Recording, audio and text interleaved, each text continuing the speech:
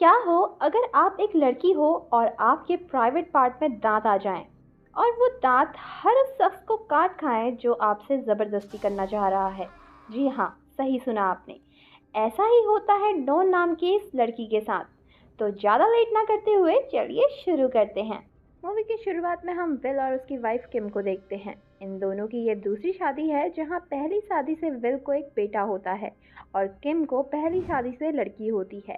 ये दोनों बच्चे गार्डन में एक साथ बाथ टब में नहा रहे होते हैं। लेकिन तभी विल का बेटा ब्रेड अपनी स्टेप सिस्टर डॉन के प्राइवेट पार्ट में हाथ डाल देता है और जोरों से चिल्लाने भी लगता है। अब उनके पेरेंट्स दौड़कर वहां पर आते हैं और देखते हैं कि ब्रेड की उंगली पर कट लगा हुआ है, पर उन्हें लगता है कि डॉन ने अपने दांतों से उसकी उंगली को काट लिया है, इसलिए वो इस बात पर ज़्यादा ध्यान नहीं देते। और अब कहानी कुछ साल बाद की दिखाई जाती है। यहाँ डॉन बड़ी हो चुकी है और वो स्कूल में बच्चों को लेक्चर दे रही होती है। यहाँ वो टोबी नाम के एक लड़के से मिलती है जो उसको बहुत पसंद किया करता है, और डॉन भी टोबी को पसंद किया करती थी। अब स्कूल से घर आने पर डॉन देखती है कि उसकी माँ बहुत बीमार है। दरअसल में उसकी माँ हमेशा बीमार ही रहती है, इसलिए डॉन और उसका पिता दोनों ही मिलकर उनका ख्याल रखते थे।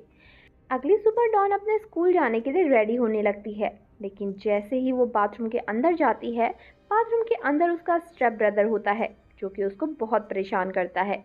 अब डॉन स्कूल चले जाती है जहाँ पर उसका बायोलॉजी का लेक्चर चल रहा होता है और टीचर उन्हें लड़कियों के प्राइवेट पार्ट के बारे में समझा रहा होता है, जहाँ बुक से लड़कियों के प्राइवेट पार्ट का डायग्राम कवर किया होता है जिससे कोई भी स्टूडेंट उसे देख ना ले।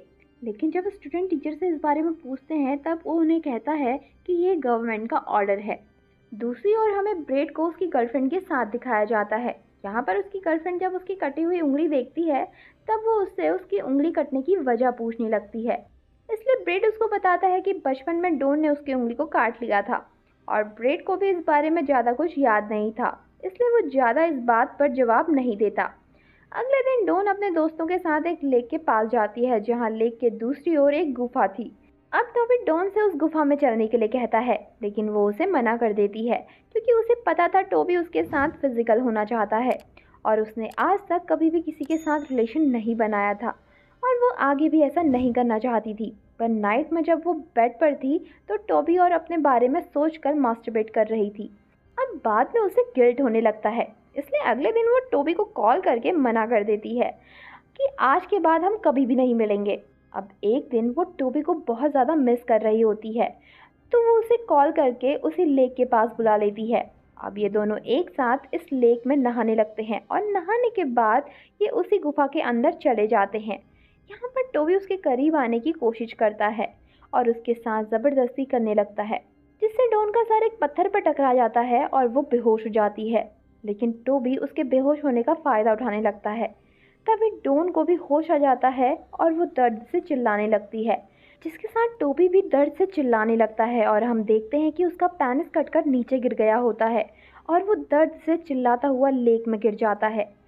अगले दिन वो फिर से उसे गुफा के पास जाती है जहाँ पर टोबी का प्राइवेट पार्ट पड़ा हुआ था और उसे कीड़े खा रहे होते हैं। ये देखकर वो काफ़ी ज़्यादा डर जाती है और इसलिए वो घर आकर बायोलॉजी की बुक खोलती है और उसमें लड़कियों के प्राइवेट पार्ट के डायग्राम के ऊपर से जो स्टिकर लगा होता है वो उसको हटाकर उसके बारे में पढ़ने लगती है।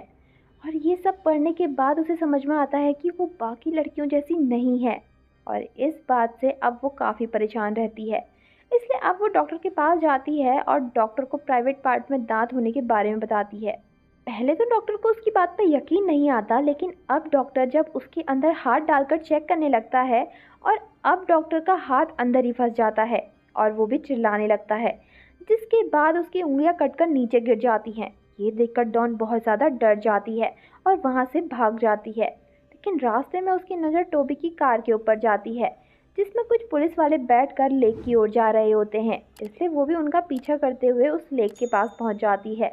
लेकिन यहाँ पुलिस वालों ने टोबी की डेड बॉडी को तलाश लिया था और ये देखकर अब वो बहुत डर चुकी थी, इसलिए वो घर जाती है जहाँ उसकी माँ की तबीयत बहुत ज़्यादा बिगड़ चुकी थी, जबकि उसका भाई अपनी गर्लफ्रेंड के साथ दूसरे रूम में मज़े कर रहा होता है। अब डॉन जल्दी से अपने पिता को कॉल कर कर घर बुला लेती है। उसका पिता जल्दी घर आकर उसकी माँ को हॉस्पिटल लेकर जाता है। अब डॉन अपने दोस्त रिहान के घर पहुँचती है और उसे सारी सच्चाई बता देती है कि उसके प्राइवेट पार्ट में दांत है जिस वजह से टोबी की मौत हुई है। लेकिन रियान उसे समझाने लगता है कि तुम्हारी इसमें कोई भी गलती नहीं है, इसलिए तुम्हें इस बारे में ज़्यादा नहीं सोचना चाहिए। अब वो नहाने के लिए बाथरूम में चली जाती है, लेकिन जब वो बाहर आकर देखती है तब रियान ने रूम को काफ़ी अच्छे से डेकोरेट किया होता है, जिससे वो उसके मूड को अच्छा कर सके। और ये देखकर डॉन बहुत ज़्यादा खुश हो जाती है और उससे इम्प्रेस हो जाती है। अब ये दोनों एक दूसरे के करीब आने लगते हैं, लेकिन डॉन को इस बात का डर होता है कि जो टोबी के साथ हुआ कहीं रियान के साथ ना हो जाए। पर रियान उसे समझाने लगता है कि जैसा तुम सोच रही हो वैसा कुछ भी नहीं है।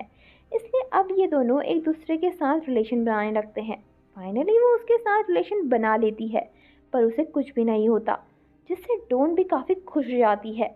दूसरी ओर टोबी की डेड बॉडी को दिखाया जाता है, जिसकी डॉक्टर जांच कर रहे होते हैं। और जांच के दौरान उन्हें उनकी बॉडी के अंदर एक दांत मिलता है, पर उस दांत को देखकर उन्हें कुछ भी समझ नहीं आता कि आखिर ये दांत किसका है। आगे के सीन में हम रियान को देखते हैं, जो कि डॉन के साथ फिर से रिलेशन बना रहा होता है। पर तभी उसके पास उसके एक दोस्त का कॉल आता है, और उसकी बातों से डॉन को पता चल जाता है कि रियान ने अपने दोस्त के साथ डॉन के साथ सेक्स करने की शर्त लगाई थी। और तब उसे बहुत बुरा लगता है।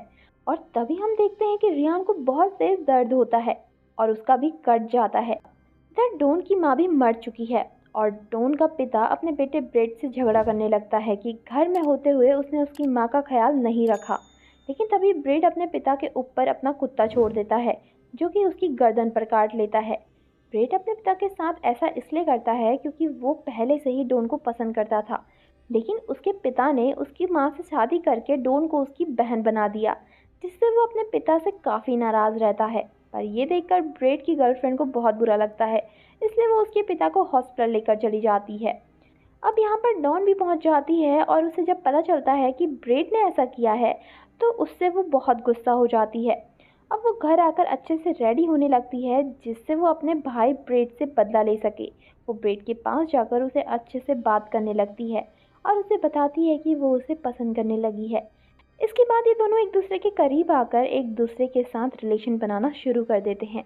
अब नून अपने भाई को बचपन में उंगली कटने की सच्चाई बताने लगती है, लेकिन ब्रेड इस बारे में कुछ समझ पाता काफ़ी देर हो चुकी थी, क्योंकि उसका भी कट चुका था। इसके बाद वो यहाँ से चली जाती है, लेकिन रास्ते में जब अपनी साइकिल से जा रही होती है तब उसकी साइकिल खराब हो जाती है। अब वही कार वाले से लिफ्ट लेकर कार में बैठकर यहाँ से चली जाती है।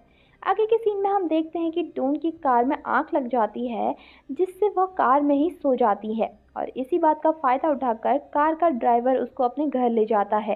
जाने के बाद डॉन कार से निकलने की कोशिश करती है, पर कार पूरी तरीके से लॉक होती है और वो बूढ़ा आदमी उसे अजीब तरीके के इशारे कर रहा होता है, जिससे डॉन काफ़ी ज़्यादा डर जाती है। पर बाद में उसे याद आता है कि उसे किसी भी मर्द से डरने की ज़रूरत नहीं है।